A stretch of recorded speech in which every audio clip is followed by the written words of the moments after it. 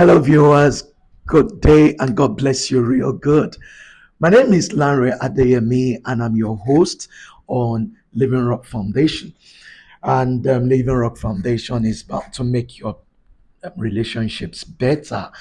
We try to bring home certain things that helps you to get your relationships better and eventually your marriage, because that's the goal of your relationship anyway.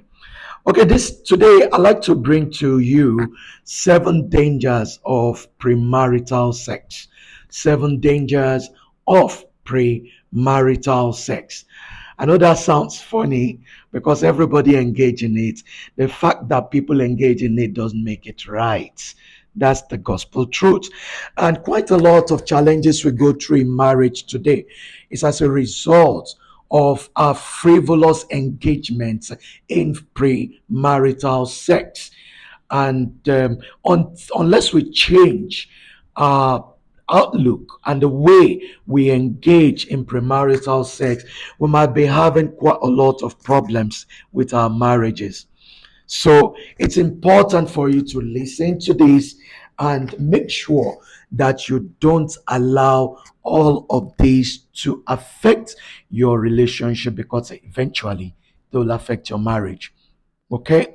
Okay, number one, when you engage in premarital sex, it makes you feel more than you talk in your courtship or in your relationship. How do I mean? The moment you start engaging in premarital sex, it determines what you do each time you come together. And because you've tasted it once, it really might be difficult for you to stop. And each time you come together, you may not see what you need to look out for in your partner. What you see is the sex, because you've hit a climax that you want your body ask for many times. That's a danger. And when you engage in that, you are not able to engage in proper assessment of the person you want to get married to. You now feel more than talk. That means you can't talk so much because anything you say, at the end of your meeting is going to be sex. And that's very dangerous.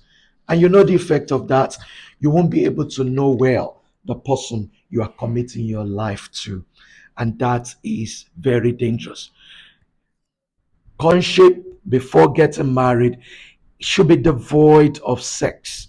And if it is devoid of sex, you talk more. It allows you to talk more. While you talk more, you get to know your partner better. Because if you don't talk, you can know them better. It's difficult, honestly. Number two, loss of interest in the relationship.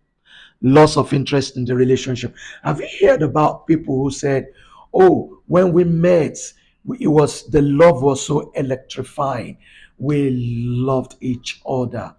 But after sex, after a couple of sex engagements, you'll find out that the energy is not there anymore because you feel you've hit the climax.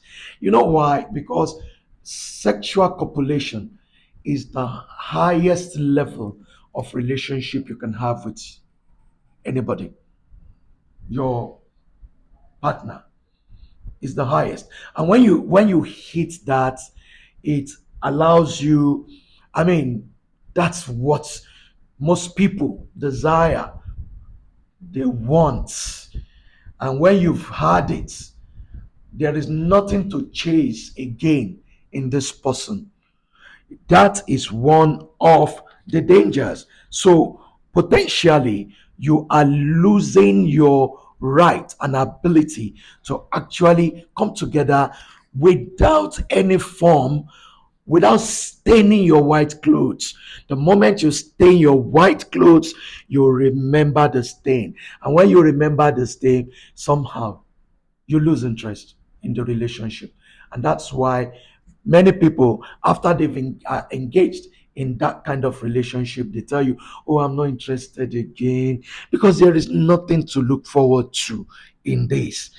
Now, number three, distrust and disrespect for your partner. Distrust. You see, the thing is, if your partner is able to get you to bed before the marriage commitment, when you are eventually married or even in the relationship, it means that you could have similar kind of relationship with another person, with another opposite sex. Is not there, the respect is not there. Because if I could sleep with you without a proper commitment, anybody else can sleep with you. So that lacks the trust and the respect. Number four, dealing with many emotional baggages. When you have tasted one, tasted another one, tasted the third one, it's difficult at the end of the day to stabilize your emotion with a partner. Because you know what? There is a jamming of different feelings and emotion when you have met somebody. And the best feel you've had, you always want to hit that climax. If the person that you are with is not hitting that climax, you feel, oh, I can't deal with this.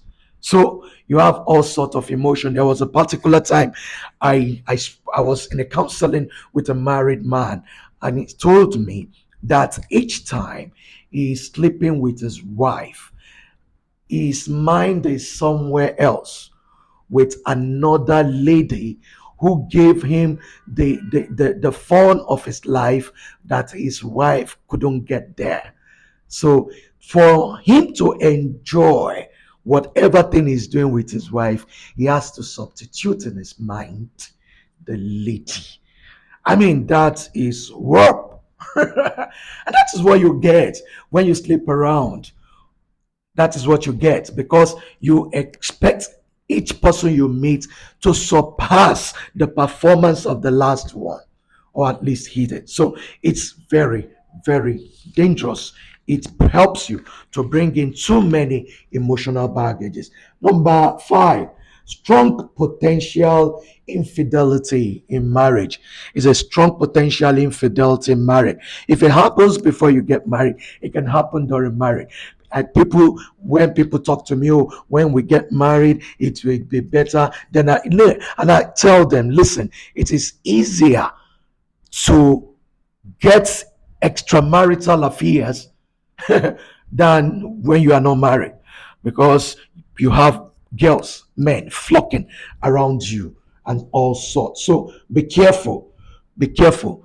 Also remember that people who cheat with you will cheat on you. It is a principle of life. It will cheat on you. People who sin with you, they will sin against you.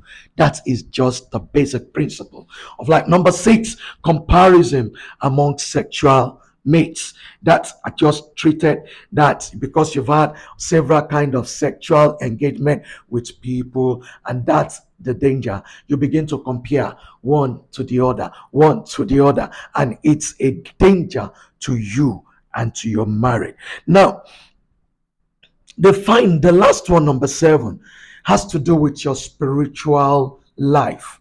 The truth is, when we do those things, they are spiritual transactions. It involves your glory. Some people use it to transact glory, and the truth is you will not know about it. The fact that you don't know about it does not mean it's not happening to you.